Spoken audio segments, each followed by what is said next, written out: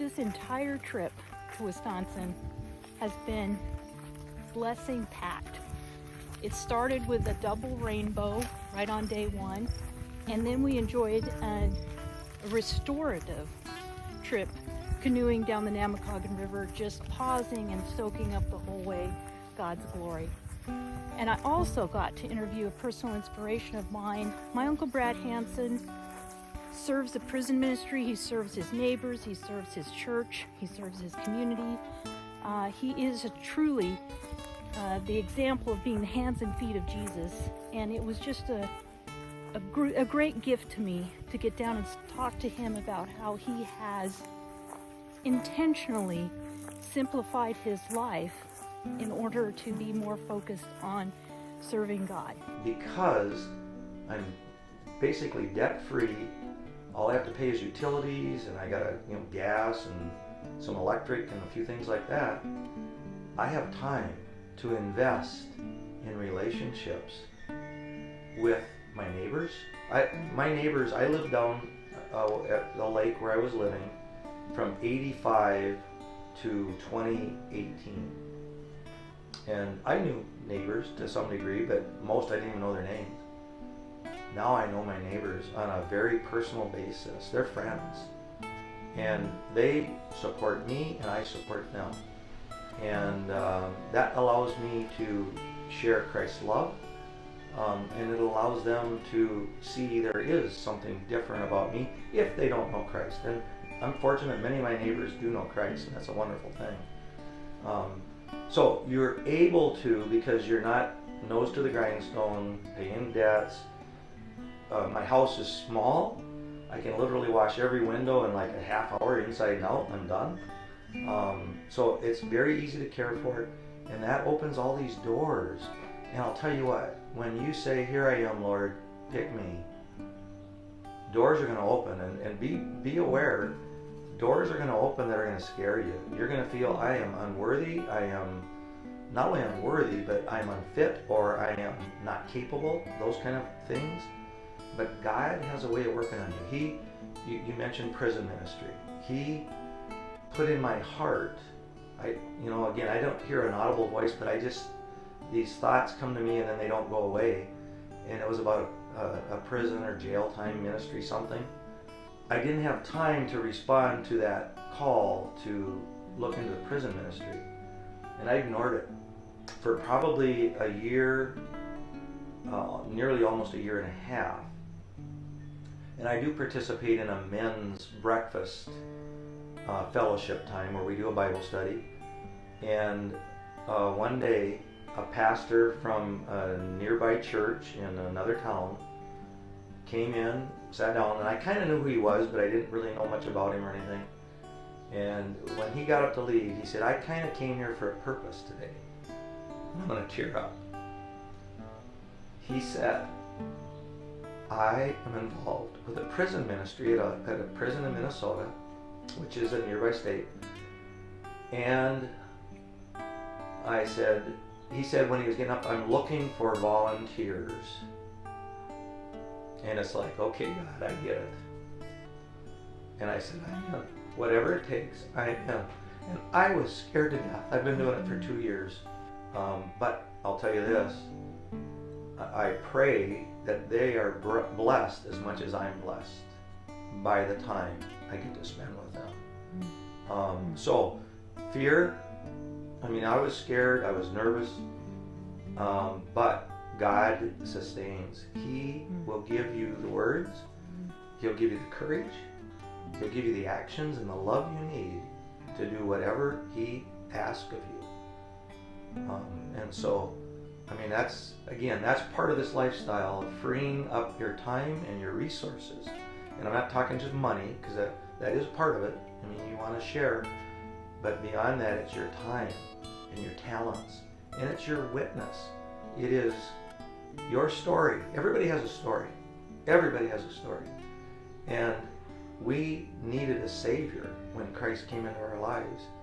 And usually that story involves some poor choices and some depraved time in our life. For me, I came to Christ as a young boy.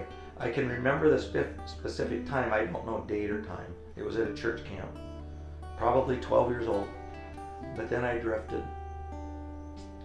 and made some poor choices through life. Got really wrapped up in earthly treasures.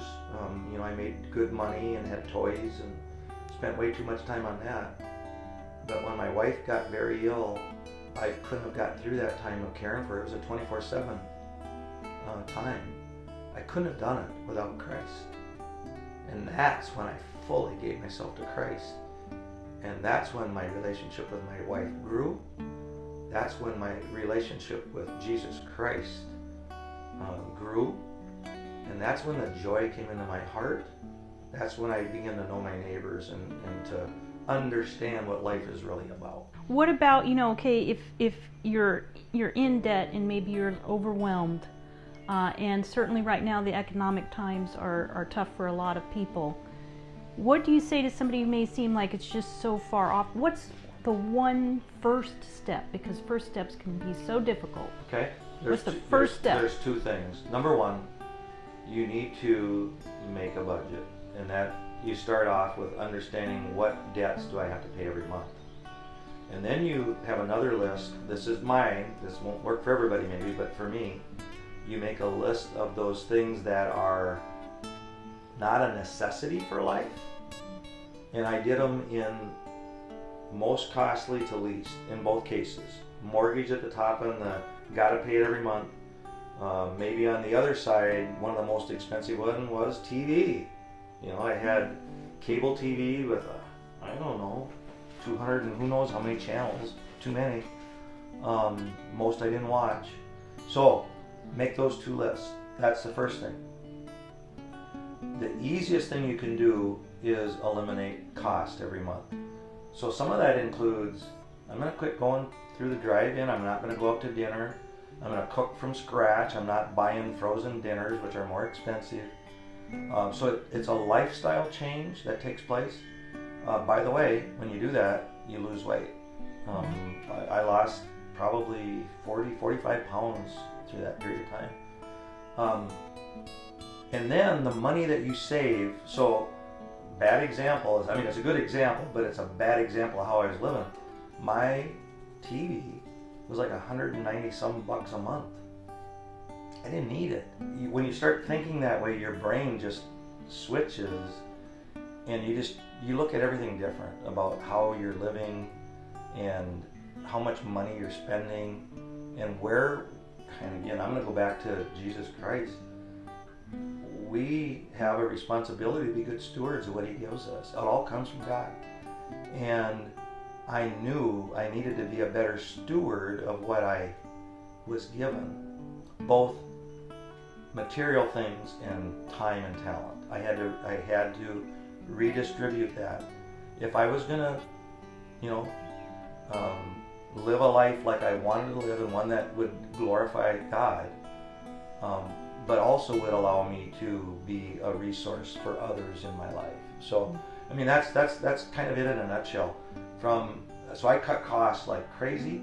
Every time I paid off one bill, like a truck payment, I had a truck payment, I had a pontoon boat payment, I had a house payment. Every time one of them paid off, I did not change my lifestyle and go, oh, I got free cash, now I'm going to do something different. I kept with my budget. I took the extra money and I applied it to the mortgage, or I applied it to this.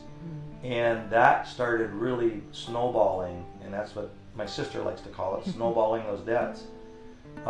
It didn't take long. One last thing, do you have like a life verse or a favorite hymn or anything that really speaks to your heart? There's a lot of scriptures. There's a lot of scriptures that speak to me. And most of them are promises. You'll never leave me or forsake me. And just the gospel message of how He came, so undeserving was I, but He came in and He changed my heart. And I can truly, truly, truly attest to the fact that with all the earthly things I had through having a good job, a nice home and a wife and a daughter and all the things that I had in my life, there was always something missing in my life. Even though I know I came to Christ, but I just never submitted. So I just believe there's such an important factor for everybody. First and foremost, you need to know that there was a day. You need to remember there was a day that you felt this overwhelming urge, this unresistible desire to ask Jesus Christ into your heart, and that you actually did that. You need to know that. But secondly, you have to mature and grow as a Christian. Just because we've been saved doesn't mean that our whole everything, all the baggage that we bring with us in the sinful world just immediately goes away. Christ gives us the power to do that, but we have to take that power. We have to ask Him to help us through that. And when we fail, we need to recognize that, feel conviction, and we have to ask for forgiveness. He's faithful to give it, and He will deliver us from that, and He will help us overcome the negative aspects or the sin that's in our life. And then He'll also give us the courage, and He will open doors in the most unusual ways sometimes for a ministry or just to touch somebody's life. He will absolutely do that. I always say, once you say, "Here I am, Lord, pick me," you better pack your bags, because you don't know where that's going to lead you, but it's going to take you in a direction you're probably uncomfortable in. Well, and that even just like that starting to simplify in like the material, that unburdening of stuff, it starts to manifest in spiritually. Absolutely does. Unburdening bitterness or regret or any anger, you just start to let go. And when you start releasing that stuff and letting go of that and letting more of Jesus in, Yep. Look out, because that just means He can use you more and more. Absolutely.